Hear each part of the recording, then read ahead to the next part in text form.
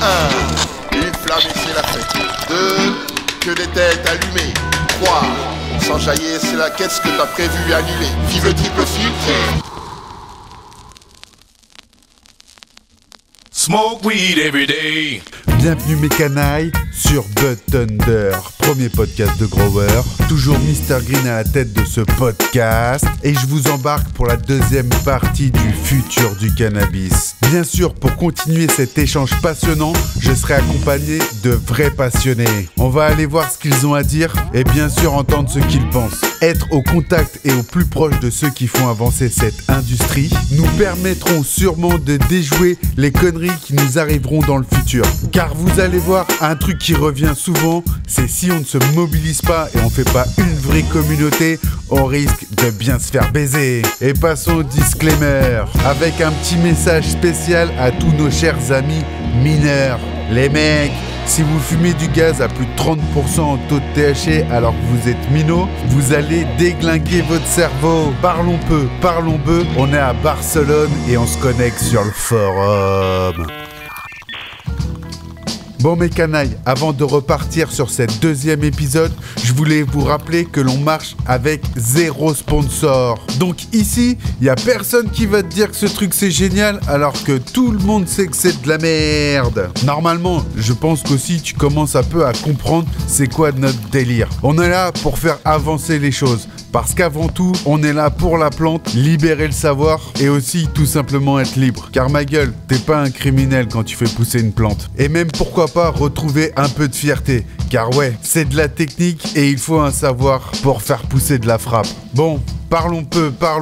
Suivez-moi mes canailles dans cette deuxième partie sur l'avenir du cannabis. Ceux qui cavalent comme des canailles mal intégrés au système. Voilà. Ok. Ouais, ce sera en France, ce sera légalisé pour la thune, quoi. Mais bon, on sera les derniers, hein. Moi, pour moi, ils continueront à faire exactement ce qu'ils ont fait avec le CBD, à faire de la répression, pour pas que ça passe, et puis ils seront retoqués par l'Europe, et puis c'est là que ça passera, quoi. Ok, donc ouais, la même, tu vois à peu près la même chose que Indy, quoi. Ah, je suis totalement d'accord avec lui. Justement, voilà, Indy vient de nous partager le doc là sur le chat, comme ça on pouvait aller checker un œil.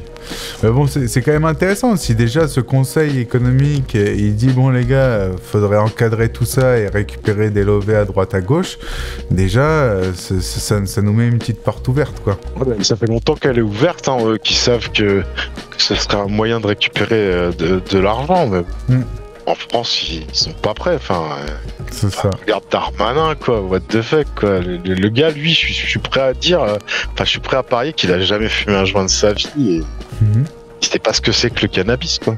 Et pas du tout, quoi. Ah ouais, mis à part ce qu'il voit dans les rapports de police, tu vois, des gens qui l'entourent. Ah non, mais je pense qu'ils connaissent. Pour lui. Je pense qu'ils connaissent beaucoup mieux la coke et les amphètes que le THC. Hein. Ça c'est clair et net. Hein. Quand tu vois les yeux qu'il avait Macron à la finale, t'avais l'impression que le gars. On peut pas penser qu'il tape pas de la coke, ce monsieur. Qui fait peur, hein. C'est ça. Regarde, je crois que c'était à Londres. À Londres, ils avaient fait analyser dans les chiottes, tu vois. Oui, exactement. Selon le Sunday Times, des traces de cocaïne ont été retrouvées dans 11 des 12 toilettes du Parlement de Westminster, là où siègent les parlementaires britanniques, y compris dans des toilettes situées à proximité du bureau de Boris Johnson. Et il disait que de temps en temps, ça sentait la weed et tout ça et tout. Donc tu vois, même au Parlement anglais, c'est comme ça. Là, il y a un Français là, de La République En Marche. Là, ils sont tous en ce moment, ils sortent des photos où ils tapent des grosses poutres et tout ça. Ils se mettent ça dans le zen bien puissant, tu vois. Donc il y en a qui vient de se faire serrer là. Ouais, c'est ça là, je sais plus comment il s'appelle là. Un député français a pris de la cocaïne et ça amène beaucoup de questions. Alors, il s'agit du député Emmanuel Pellerin du parti Renaissance, donc du parti de la majorité et du camp d'Emmanuel Macron. Et en fait, Mediapart s'est entretenu avec lui pendant plus de 2 heures en lui montrant plusieurs documents compromettants, mais aussi plusieurs témoignages. Du coup, le député a fini par avouer qu'il avait consommé de la cocaïne, non seulement avant son élection en juin dernier, mais aussi après. Le nom, on s'en fout, quoi. C'est ça. L'important, c'est qu'il est député, le mec est sous coke et puis il vote. qui votent contre la légalisation du cannabis, quoi. Voilà, quoi. C'est ça.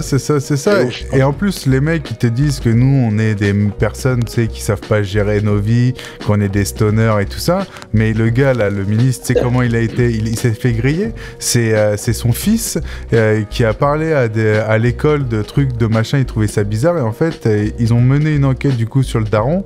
Et en fait, c'est à cause du fils qui disait qu'il voyait, en gros, son daron taper de la coke, tu vois. Les gars, laissez-nous fumer de la weed si vous tapez de la coke devant vos enfants, quoi. Calmez-vous, tu sais. C'est n'importe quoi. Le mec a avoué devant Mediapart que c'était vrai. Hein. Ouais, mais c'est je crois qu'il y a une confession, c'est une belle histoire. Enfin, c'est une grosse histoire quand même, en fait. Hein. C'est clair. Il dit, attends, tu dis quoi? C'est marrant dans les grandes villes, sur les consommations de drogue. Ouais, via les eaux usées, ouais, via les eaux, ouais, c'est clair. Via Londres a un système de surveillance permanent et c'est pareil pour Amsterdam. Ok. Et en fait, avec leurs eaux usées, putain, je fais des liaisons bizarres, et ils arrivent un peu à voir ce qui se passe dans la ville, quoi. Ouais, en analysant, ils savent quelles drogues sont à la mode en ce moment, si la cocaïne augmente, si le cannabis, etc. En analysant les eaux usées, les urines. Ouais, des bars. Ok. Certaines villes, c'est par moment. Paris l'a fait il y a quelques années, mais c'était occasionnel. Par contre, Londres, comme je disais, Amsterdam et encore 2 autres villes, eux, c'est en permanence. Excuse-moi, je rigole parce qu'il y a JFK qui fait je pourrais distiller de l'eau usée de Meda, et du coup ouais, ça va rajouter un peu de piquant à ton extraction, tu vois. Non, par contre, c'est vrai que ça doit être je pense que pour la réutilisation des eaux usées, le retraitement des eaux usées, ça doit poser des questions quand même. Ça doit pas être le même traitement, quoi. Ouais, c'est ça. Quand t'as un gros taux de cocaïne ou une grosse arrivée d'opiacés d'un coup dans ton eau usée, le traitement derrière doit être un peu différent, je pense. Ouais, je connais rien. Non, mais ce sera une question à poser un jour à un mec qui fait des traitements des eaux, tu sais, qui fait partie de chez nous. Oui, justement, il y a Serato ici, il dit aussi les billets, où il y avait 80% des billets, il y avait des traces de cocaïne dessus, et c'est vrai que ça, c'est un délire, quoi. Enfin bon, après, c'est pas le sujet du jour. Revenons un peu à on s'est un peu éparpillé, mais bon. Du coup, le Pops, moi j'ai 2-3 questions à te poser.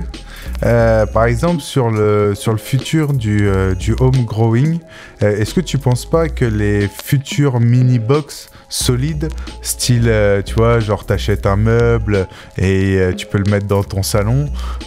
Les meubles cachés qui cacheraient dans le décor de la maison. C'est ça. Ouais, ça a de l'avenir. Hein. Je pense qu'actuellement c'est un peu cher, mais de toute façon les meubles c'est cher. Quoi, donc, c'est clair. Après, nous on a les potes de Super Green Labs un jour on ira voir en vidéo, qui font des trucs, tu sais, ils te font des espèces de jeux d'arcade, tu vois, où dedans tu fais pousser de la weed et c'est mortel, tu vois. Ouais, j'avais vu ça sur le net, ouais, excellent, quoi. C'est ça. Très drôle. C'est ça, quand t'as les darons, tu fais mais non, je fais un Street Fighter et tout, et puis après, tu sais, tu soulèves le truc, tu fais bang. Pareil, je pense qu'actuellement, il n'y a pas trop de marques de box qui font des box qui optimisent ta place, quoi. Ok. Qu'est-ce que t'entends par là ? Des fois, par exemple, t'as un impératif. Tu peux mettre une box je veux dire une bêtise, hein, de 80 uniquement dans cet espace, mais tu voudrais faire un double espace, quoi. Et bah, il y a peu de box, enfin, je crois qu'il n'y en a pas de box de 80 en 2 espaces, quoi, tu vois, une sur l'autre. Bah après, je pense que moi, je sais qu'à l'époque, j'avais triché, tu vois, avec des box que tu retournes, que tu modélises un peu à ta façon, mais c'est vrai que c'est du bric-à-brac, quoi. T'as pas aujourd'hui de box longue, surtout avec les LED en plus, ça pourrait être intéressant de pas avoir de hauteur, quoi. Non, mais il y a vraiment les mecs qui veulent fabriquer du meuble et les commercialiser, je pense qu'il y a un vrai faire de la box, ouais, il y a un truc à prendre, là. Il y a quelque chose. S'ils veulent faire ça à prix raisonnable, il y a quelque chose, quoi. Donnez pas vos idées au lobby. On en parle ici, j'espère que les lobbies, on n'aura pas l'oreille des lobbies. Ah bah non, je pense pas. C'est sûr Kenai qui quitte. Normalement, il y a que les érudits et les grands qui nous connaissent. Non, mais des box faciles à démonter, faciles à transporter, qui se fondent bien dans le paysage de la maison.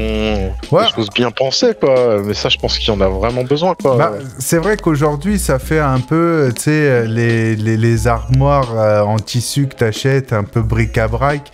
Et quand tu mets un peu d'extraction, t'as vite fait une box, tu sais, qui se clipse en accordéon là, mais c'est vrai que ce serait même intéressant d'avoir des box solides à des prix plus abordables, parce que aujourd'hui les box solides, putain, ça coûte cher, un truc de ouf quoi. Alors j'ai pas envie de faire de pub, mais j'ai été très satisfait d'une marque de box, c'est Secret Jardin Dark Street. Ouais. C'est vraiment les Dark Street. Alors, waouh, je suis bluffé. Enfin, je suis toujours bluffé par la qualité de cette box parce qu'elle a un bon rapport qualité-prix. Chez Ashima, on les payait pas cher. Mais les autres, ouais, autrement, bah, au bout d'un moment, t'as plein de micro-trous qui se forment. Tu sais, enfin, je sais pas. Ouais, moi, je suis assez d'accord avec toi. Secret Jardin en box, c'est vraiment le plus haut de gamme. Moi, je les ai faites et défaites 4 ou 5 fois. Là, je te les remets en place. Les barres, des fois, il y en a qui sont un peu rouillées, mais tu vois, elles sont toujours droites, solides. Ça bouge pas. Hein. C'est ça bouge pas, quoi. Et puis la qualité de la toile, quoi. C'est surtout ça, hein, ça bouge pas. C'est très très solide.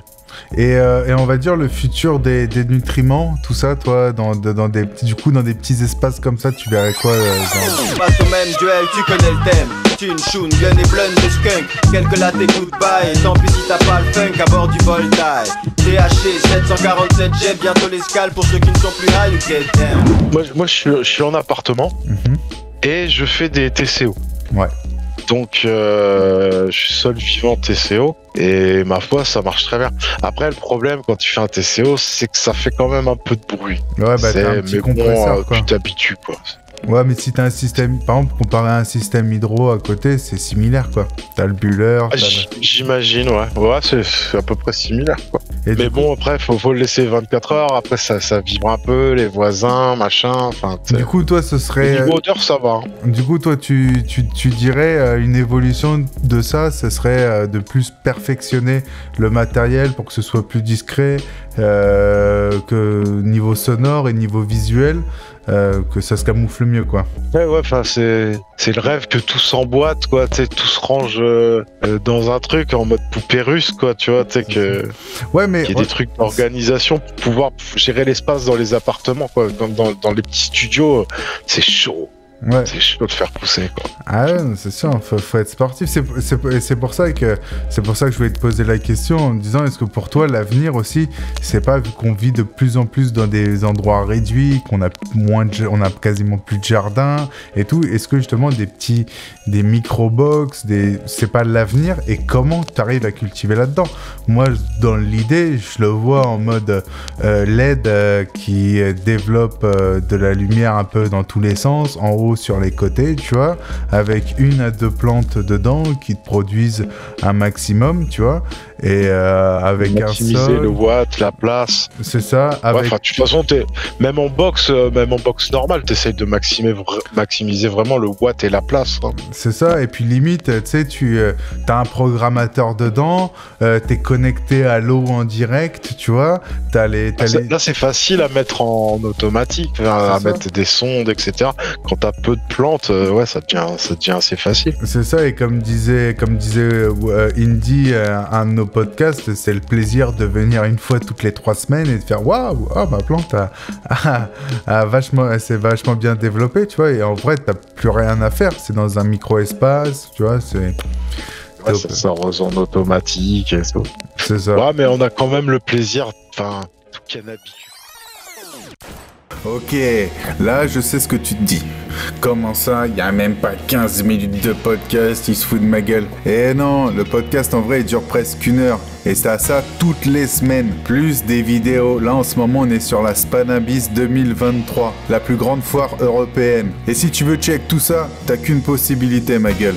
C'est d'être une canaille. Et en payant l'équivalent de 2 paquets de feuilles, tu as accès à tout notre contenu. Plus tout ce que je produis par semaine. Nanana. N'oublie N'oubliez pas une chose, mes canailles, c'est qu'avec la prohibition que l'on vit depuis plus de 50 ans, on a perdu tout notre savoir sur cette plante. À tel point que limite au Moyen-Âge, on la connaissait mieux qu'aujourd'hui. Donc c'est à vous de vous informer et de transmettre la bonne parole. Je sais, ça fait un peu religieux, mais avec toutes les conneries qu'on entend depuis ces 50 dernières années, je pense que cette plante va falloir la remettre à sa place. Et pour ça, il va falloir discuter, échanger, communiquer et apprendre ce que c'est le cannabis. Et moi le premier, c'est pour ça que j'y travaille tous les jours.